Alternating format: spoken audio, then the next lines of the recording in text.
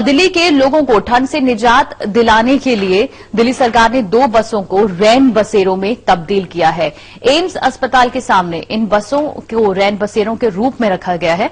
समय संवाददाता राजेश शुक्ला ने इन बसों का जायजा लिया। कड़ाके की इस ठंड में दिल्ली सरकार ने एक व्यवस्था की है। ये जो बस है यहाँ पर देखिए, इसको रैन बसेरे के रूप में तब्दील किया गया है। मैं इस वक्त एम्स अस्पताल के बाहर खड़ा हूँ और यहाँ पर बहुत बड़ी संख्या में जो मरीज आते हैं, उनके तीमारदार होते हैं और उनके सहयोगी होते हैं। उनके रहने की व्यवस्था नहीं होती है तो वो मजबूरी में सड़क पर सोते हैं या जो फुटपाथ है उस पर सोते हैं। तो ऐसे लोगों के लिए दिल्ली सरकार ने एक व्यवस्था की है। 2 बसें यहाँ पर खड़ी की गई हैं और उन बसों में लोगों को सोने की व्यवस्था की गई है। हालांकि ये जो व्यवस्था है ये एक एनजीओ की मदद से की जा रही है और आप देख सकते हैं कि सब तमाम लोग, जिनकी संख्या 25 से 30 के बीच में है, वो लोग इसमें आराम कर रहे हैं और फिलहाल सुकून से सो रहे हैं।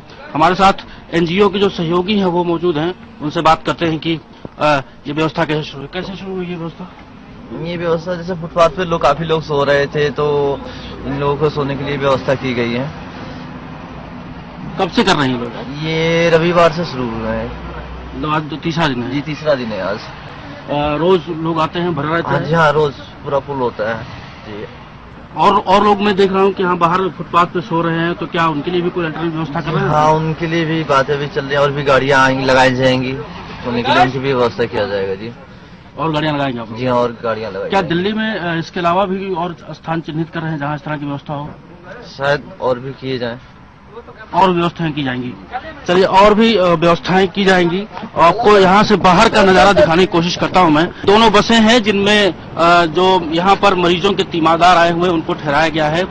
25 से 30 की संख्या इस बस में है और ये जो दूसरी बस है रैन बसेरा लिखा हुआ है, इसमें भी उसी संख्या में जो लोग हैं यहाँ पर उनको ठहराया गया है जिनके पास रहने का कोई ठिकाना नहीं था। एम्स में अपने जो रोगी हैं, जो उनकी तीमारदारी के लिए आए हुए लोग हैं, उनको देखने आए हुए लोग हैं, तो उन लोगों को ठहराया गया। लेकिन बावजूद इसके आप देख सकते हैं कि एम्स अस्पताल के बाहर ये मेट्रो स्टेशन का गेट है और इस गेट के बाहर देखिए बड़ी संख्या में तमाम लोग खुले आसमान के नीचे, कोई शेल्टर नहीं है, कुछ नहीं है, और खुले आसमान के नीचे सो रहे हैं। इस तरह की नज़ारे जो है दिल्ली में आपको आमतौर पर दिख जाएंगे और इन लोगों को इस तरह से कड़की ठंड से बचाने के लिए सरकार को अभी और व्यवस्था करनी होगी। आप कहाँ से हैं? मधुबनी डिस्ट्रिक्ट। कितने लोग हैं आप लोग? कितने लोग हैं? हम लोग 3 आदमी थे। क्या कोई किसी का इलाज करा रहे हैं एम्स में? हाँ, एम्स बच्चे को इलाज कराने के लिए आए थे। तो रहने का कोई स्थान नहीं मिला? हाँ, रहने का कोई जगह नहीं मिला। आप 3 दिनों से यही सो रहे हैं फुटपाथ पे?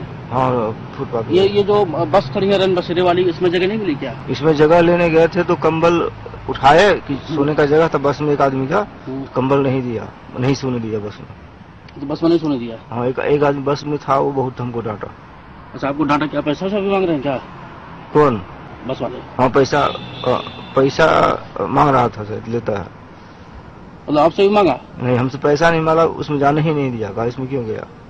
अच्छा, मना कर दिया? क्या बोला कि इसमें से जल्दी उतर जाओ। मतलब क्या फुल हो गया है या क्या? कुछ कहा नहीं उसने? बोला कि कंबल क्यों लिया हमसे बिना बुझाए हुए, सोचे समझे, उसमें क्यों कंबल छुए। एम्स के बाहर ये बस का शेल्टर है जहां तमाम लोग सोए हुए हैं। इसके अलावा यहाँ ओपन में जो लोग सोए हुए हैं वो हैं, और 2 जो रैन बसों का इंतजाम किया गया है वो मेरे पीछे ठीक खड़ी हुई है।